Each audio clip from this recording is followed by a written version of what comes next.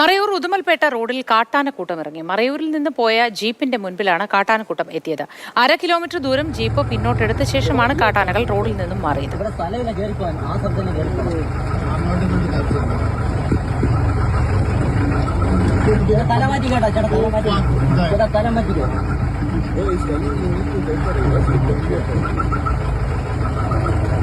വിവരങ്ങളുമായി ജെയിനിസ് രാജു ചേരുന്നു.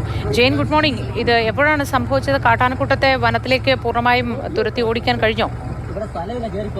ഇന്നലെ രാത്രിയാണ് ഈ സംഭവം ഉണ്ടാകുന്നത്. നമുക്കറിയാം, ഉദുമൽപേട്ടയിൽ മറയൂരിൽ നിന്ന് ഉദുമൽപേട്ടയിലേക്ക് ചിന്നാർ വന്യജീവി സങ്കേതത്തിനകത്തുകൂടിയാണ് ഈ പാത കടന്നു പോകുന്നത്. സ്ഥിരം കാട്ടാനകളുടെയും മറ്റു വന്യജീവികളുടെയും സാന്നിധ്യമുള്ള ഒരു മേഖലയാണ്. ഇന്നലെ രാത്രി മറയൂരിൽ നിന്ന് ഉദുമൽപേട്ടയിലേക്ക് പോയ ജീപ്പിന് മുന്നിലേക്കാണ് ഈ കാട്ടാനക്കൂട്ടം എത്തിയത്. ഈ കാട്ടാനക്കൂട്ടം റോഡിൽ നിലയുറപ്പിക്കുകയും ഈ വാഹനത്തിന് മുന്നിലേക്ക് വരികയും ചെയ്തതിനെ തുടർന്ന് ഈ വാഹനം ഏതാണ്ട് 1/2 കിലോമീറ്ററോളം പിന്നോട്ട് എടുക്കേണ്ടി വന്നു. അതിനുശേഷമാണ് 1/2 കിലോമീറ്റർ കഴിഞ്ഞിട്ടാണ് ഈ കാട്ടാനക്കൂട്ടം കാട്ടിലേക്ക് കയറിപ്പോയത്. മറ്റ് ഏതെങ്കിലും രീതിയിൽ പ്രകോപനം ഉണ്ടാക്കാനോ ആക്രമിക്കാനോ ഈ കാട്ടാനക്കൂട്ടം ശ്രമിച്ചില്ല. പലപ്പോഴും ഇത്തരം സംഭവങ്ങൾ അവിടെ ആവർത്തിച്ചുണ്ടാകുന്നതാണ്.